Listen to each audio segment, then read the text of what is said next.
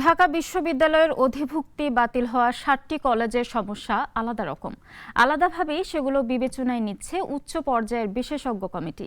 তারপরেই কলেজগুলোর জন্য স্বতন্ত্র প্রাতিষ্ঠানিক কাঠামো গড়তে চায় তারা। ৪ মাসের সময় নিলেও আগেই কাজ শেষ করার আশা কমিটি প্রধানের। ৭ কলেজের শিক্ষার্থীদের সড়ক অবরোধ আর ভোগান্তি রাজধানীবাসীর খুব চেনা।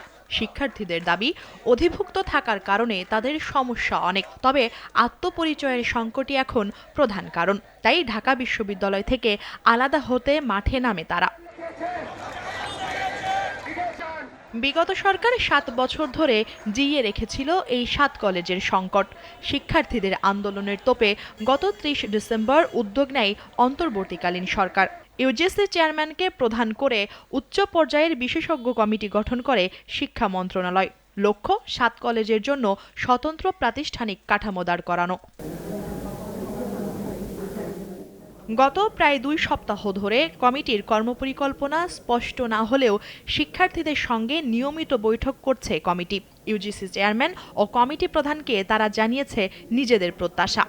সরদি কলেজ হচ্ছে যে ইউজিসিতে এসে হচ্ছে যে আমাদের ইউজিসি চেয়ারম্যান মহোদয় এবং হচ্ছে যে ইউজিসির সদস্য এবং ঢাকা বিশ্ববিদ্যালয়ের উপাচার্য মহোদয়ের হচ্ছে যে একজন একান্ত সদস্য হচ্ছে যে সাথে আমরা সাক্ষাৎ করি, হচ্ছে যে আমাদের হচ্ছে যে কাজের অগ্রগতি হচ্ছে যে পর্যবেক্ষণ করেছি। স্বাধীন সংগ্রামের জন্য প্রথম যে প্রাণ দিয়েছিল বাঙালিদের মধ্যে, তিনি হলো মহান তিতুমির। তো তার নামে একটা বিশ্ববিদ্যালয় হওয়া উচিত। এখন এটা সরকারের উচ্চ মহলে তারা চিন্তা করবে কোথায় হলে ভালো হয়। আমরা অ্যাজ এ তিতুমিরের স্টুডেন্ট হিসেবে আমরা চাই এখানে হলে সবচাইতে ভালো হয়।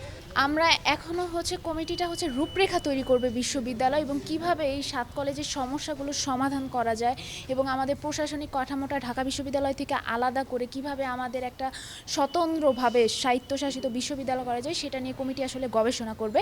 এখনো আমরা প্রসেসিংয়ে চলছি, তেমন কোনো সিদ্ধান্ত আসেনি, এখন এগুলো চলমান। উচ্চ পর্যায়ের বিশেষজ্ঞ কমিটির প্রধান ও ইউজিসি চেয়ারম্যান ডক্টর এস.এম.এ ফয়েজ মনে করেন, প্রত্যেকটি ক্যাম্পাসের সমস্যার ধরন আলাদা। তাই শিক্ষার্থীদের কাছেই জানতে চাওয়া হয়েছে সম্ভাব্য সমাধান। সবাই মিলে কিভাবে সলিউশন হবে। ঢাকা বিশ্ববিদ্যালয়ের যে জাতীয় বিশ্ববিদ্যালয় থেকে 7টা কলেজ এসছে, তাদের সমস্যাটা কিভাবে সমাধান হবে, এই সবটুকু প্যাকেজ হিসাবে তারা একটা সলিউশন দিবে।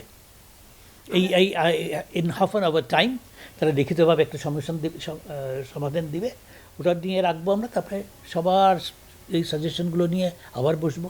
সমস্যাগুলো আজকে বিকাল পর্যন্ত আমরা 5টা কলেজের শুনছি সমস্যার কথা। সেই লক্ষ্যে আজ শুক্রবারও বাকি 2 ক্যাম্পাস ইডেন মহিলা কলেজ ও বদরুন্নেসা কলেজের প্রতিনিধিদের সাথে ধারাবাহিক আলোচনা কার্যক্রম অব্যাহত রাখেন তারা। মুনিয়া চৌধুরী, নাগরিক, ঢাকা।